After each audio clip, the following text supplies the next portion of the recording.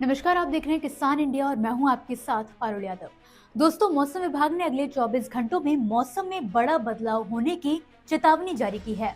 देश के कई राज्यों में मौसम का बड़ा बदलाव नजर आने वाला है। विभाग के मुताबिक स्टेट ऑफ मलक्का और दक्षिण अंडमान सागर के ऊपर एक सक्रिय कम दबाव का क्षेत्र बन गया है, जिसके जल्द ही साइक्लोन में बदलने की संभावना जताई जा रही है। इस साइक्लोन का असर देश के कई इलाकों पर पड़ने वाला है। तो चलिए ऐसे में जानते हैं देश के जाने माने weather expert doctor S N. Pandey ji से कि आने वाले 24 से 48 घंटों में देश के किन राज्यों में मौसम का क्या हाल रहने वाला है। इस समय ज्यादातर देश जो हमारा है वो शुष्क और एक जो ध्यान ओट नाम का तूफान जो बन रहा है वो अभी काफी दूर है, लेकिन उसकी वजह से जो और भी सिस्टम बने हुए हैं, एक निम्न दबाव का क्षेत्र जो श्रीलंका के इलाकों पर एक निम्न दबाव का क्षेत्र है, उसकी भी सारी एनर्जी उसी तरफ जा रही है। तो इस समय पूरे देश में ज्यादातर इलाकों में शुष्क मौसम ही है, लेकिन किन्हीं किन्हीं प्रदेशों में जैसे मध्य प्रदेश, महाराष्ट्र, उत्तरी राजस्थान, गुजरात, जो हमारा मध्य भारत है, वहां पर हवाओं की दिशाएं एकदम अनिश्चित है। कभी पूर्वी चल रही है तो वहां पर अभी अनिश्चितता की स्थिति है। लेकिन जो उत्तर भारत है, हमारा जम्मू कश्मीर, पंजाब, हरियाणा, राष्ट्रीय राजधानी क्षेत्र, उत्तर प्रदेश, बिहार और उड़ीसा और पश्चिम बंगाल तक उत्तर पश्चिमी सर्द हवाएं आ रही हैं, लेकिन इनकी स्पीड, इनकी जो गति है वो अभी कम है। बीच बीच में इनकी स्पीड बढ़ रही है और जब इनकी स्पीड बढ़ती है तो सभी जगह प्रदूषण में और धुंध में राहत मिलती है। लेकिन जैसे इन हवाओं की स्पीड कम हो जाती है तो थोड़ा धुंध और प्रदूषण सभी जगह बढ़ जाता है, चाहे वो राष्ट्रीय राजधानी क्षेत्र हो या उत्तर प्रदेश के हमारे इलाके हो या लखनऊ हो और कोई भी बड़ा शहर हो। आपको जानकारी के लिए बता दें कि अगले 24 घंटों में अंडमान निकोबार में हल्की से मध्यम और कुछ जगहों पर भारी बारिश हो सकती है। तटीय तमिलनाडु, दक्षिण आंध्र, केरल, लक्षद्वीप, रायलसीमा और दक्षिण कर्नाटक में भी भारी बारिश रहने की उम्मीद है। पूर्वोत्तर पूर्वी असम, अरुणाचल, नागालैंड, मणिपुर और मिजोरम में भी हल्की बारिश के संकेत हैं।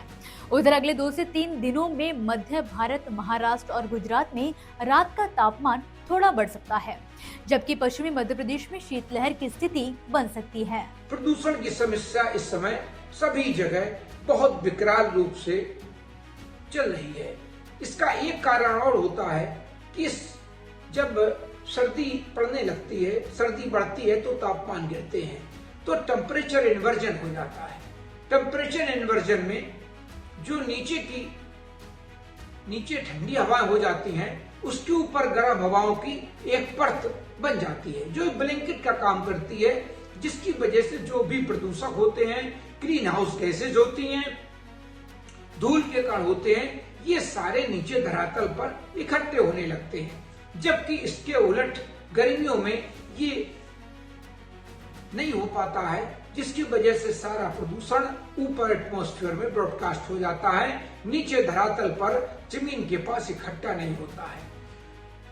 ये स्थितियां राष्ट्रीय राजधानी क्षेत्र में बहुत स्थिति खराब है, तो इस पर व्यक्तिगत रूप से भी हमें ध्यान देने की बात है कि हम इसमें सार्वजनिक वाहनों का प्रयोग करें, अपनी गाड़ी का उपयोग कम से कम करें, कूड़ा न जलाएं, पराली न जलाएं। और लोग जागरूक भी हो रहे हैं, क्योंकि जब स्वास्थ्य की बात होती है तो सभी को चिंता होने लगती है कि हम स्वस्थ कैसे रहेंगे, और जब स्वस्थ शरीर नहीं होगा तो बाकी चीजें सब पीछे रह जाती हैं। तो ये स्थितियां भी अगले 24 घंटे के लिए पूरे देश में बनी हुई हैं, लेकिन उत्तर भारत में अब क्रमिक रूप से धीमे धीमे एक आधा डिग्री करके रात के तापमान गिर रहे हैं और रात में सर्दी बढ़ने की संभावना है, और ये सर्दी आगे भी बढ़ेगी, क्योंकि इधर 2-3 दिन से जो देखा जा रहा है, उत्तर भारत के गंगा के मैदानी भागों में तापमान क्रमिक रूप से धीमे धीमे गिर रहे हैं।